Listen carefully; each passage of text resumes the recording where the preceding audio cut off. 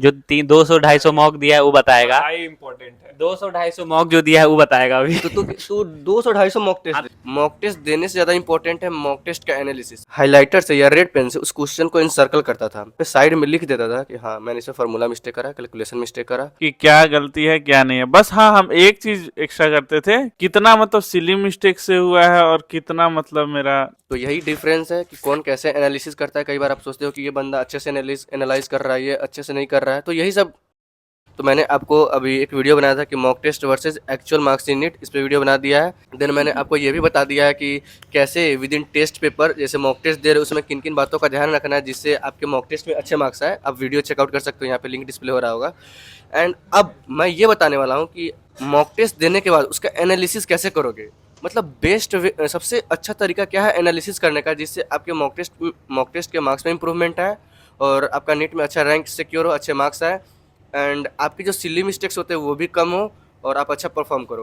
तो भाई सबसे पहले मैं एक पॉइंट्स बता दूं, अपने टीचर्स को ये कहते सुना होगा या फिर बहुत सारे नीट एस्पिरेंट्स को ये कहते सुना होगा कि मॉक टेस्ट देने से ज़्यादा इंपॉर्टेंट है मॉक टेस्ट का एनालिसिस। अगर आप मॉक टेस्ट दे रहे हो और एनालिसिस नहीं कर रहे हो तो उसका कुछ भी मतलब नहीं बनता है। तो ये लाइन ध्यान में रखो, उसके बाद ये वीडियो देखो। एंड अभी मैं अभी एक और पॉइंट बता दे रहा हूँ कि अभी सभी लोग अपना अपना जो भी सजेशंस है कैसे एनालिसिस करना है, ये मयंक भी बताएगा, आयुष बताएगा, आनंद भी बता चुका है, आशुतोष बताएगा और मैं भी बताऊंगा। लेकिन मैं जो मेरा तरीका था एनालिसिस करने का वो मैं सबसे लास्ट में बताऊंगा। तो आप सबका सुनना एंड लास्ट में मेरा आके सुनना, मैं उसमें सारे पॉइंट्स को क्लियर करूंगा। आई थिंक मुझे लगता है काफ़ी मैं यूनिक तरीका आप लोगों को बताऊंगा जो कि बहुत मतलब सिंपलेस्ट होगा।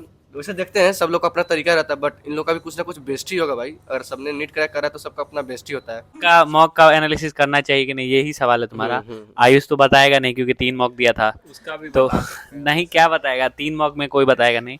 जो 200-250 मॉक दिया है वो बताएगा। हाई इम्पोर्टेंट है। 200-250 मॉक जो दिया है वो बताएगा अभी। तो 200-250 मॉक टेस्ट हाँ दे तो चुका 5 साल में 200-250 नहीं हुआ रे। चल ठीक है, तो मतलब तेरा क्या एनालिसिस का तरीका क्या था? एनालिसिस का तरीका था कि शुरू के 4 साल में कोई एनालिसिस नहीं था, फिर लगा कि लाना अब कुछ पड़ेगा। डेवलप करना हाँ, पड़ेगा। कुछ पेपर लेके आते थे, रूम तक पहुंचते थे, आधा घंटा में एलन का रिजल्ट आ जाता था। जब ही तुरंत आता था, तुरंत हम अपना, हमको था कि जब तुरंत आया तुरंत देखेंगे, नंबर मिला लेता हाँ, था नंबर मिला लेते थे। और कौन सा गलत है कौन सा सही कौन सा हो। क्वेश्चन तो देख लेते थे। कोई कोई होता था कि जिसमें अचानक से अफसोस हो जाता था कि अरे यार इसमें ये तो गलत नहीं होना चाहिए ये था। क्वेश्चन पढ़ लेते पूरा तो हो जाता। यही सब ऐसे ऐसे करके, जैसे कोई इनकरेक्ट वाला क्वेश्चन लास्ट में, नॉट इनकरेक्ट, नॉट करेक्ट, वही 1:2, 2:1, यही सब था। इसी सब को देखते थे, मिलाते थे, जब आंसर टिक करते थे कि ये सही, तभी समझ में आता था अच्छा इसमें ये गलती हुआ, अगली बार ये गलती नहीं करना है और कुछ नया गलती लाएंगे। तो ऐसे करके चेंज होते रह गया, गलती चेंज होता रह गया। इसकी वजह से सिलेक्शन हो गया लास्ट में जाके। मॉक एनालिसिस मतलब करना चाहिए, मगर वही बात है कि तुम्हारा ज़्यादा जब गलत ही नहीं होगा तो तुम क्या ही एनालिसिस करेगा। ओके।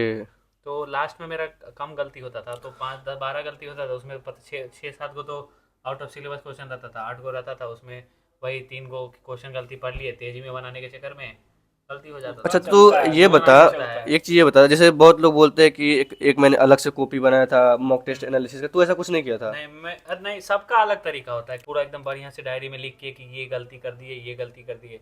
और किसी का होता है कि पेपर जब चेक किए तो मिला रहे हैं तभी तो तुरंत देखे अच्छा ये गलती हो गया, ये गलती हो गया।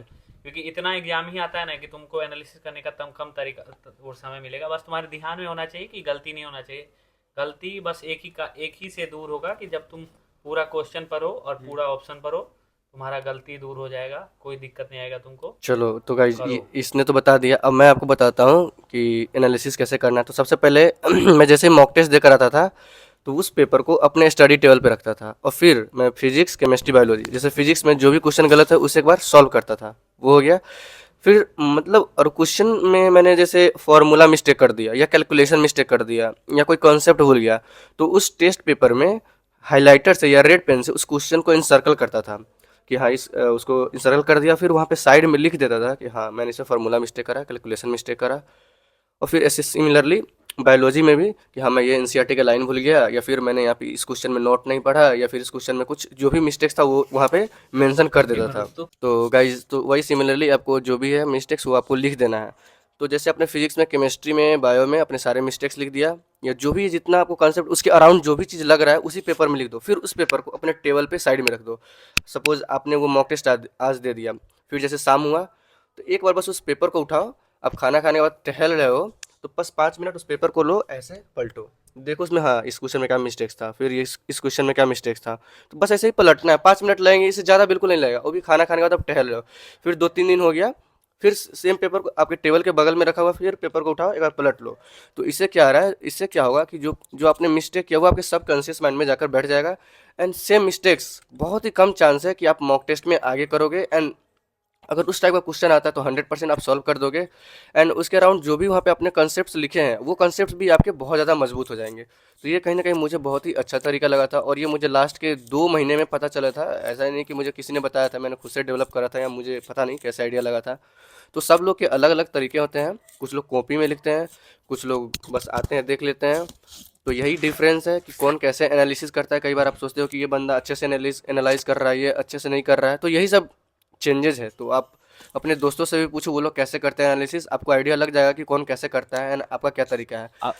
अभी तो सबका मेन फोकस होना चाहिए कि कैसे तो कैसे सिलेबस कंप्लीट करो। सिलेबस तो कंप्लीट करना है। अप्रैल से पहले, मतलब मार्च खत्म होते होते तुम्हारा रिवीजन 2 बार तो मिनिमम हो जाना चाहिए।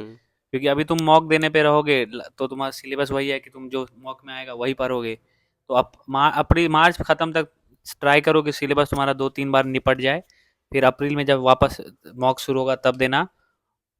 और कोचिंग के भरोसे मत रहना, मतलब अपने से सिलेबस खत्म करना। कोचिंग खत्म करता है मार्च अप्रैल, कितना तो अप्रैल एंड में जाके खत्म करता है, तो उससे पहले करना सिलेबस हम जैसे बताते हैं, हम लोग का इस बार अनअकैडमी में है ना, लगभग मार्च खत्म में हम लोग का जिस साल का था, उस साल मार्च के एंड तक जाते जाते या अप्रैल के फर्स्ट वीक तक सिलेबस कंप्लीट हुआ था। हम फरवरी में ही मतलब क्लास जाना छोड़ दिए, बिल्कुल छोड़ दिए, शुरू से भी हाँ क्लास जाना छोड़ दिए। उसके बाद अपना सिलेबस कंप्लीट, हमको था कि मार्च खत्म होते होते मेरा सिलेबस 2-3 बार हो जाना चाहिए। उसके बाद अप्रैल में हम थोड़ा मोड़ा मॉक दे देते थे, ऐसा नहीं कि मॉक नहीं देते थे, मर फिर यही था, मेन फोकस था मेरा सिलेबस कंप्लीट पे। फिर अप्रैल भर हम पूरा अपना मॉक दिए, मॉक दिया। फिर एक हफ्ता पहले हम मॉक देना छोड़ दिए क्योंकि हमको था कि एक बार और सिलेबस कंप्लीट करेंगे।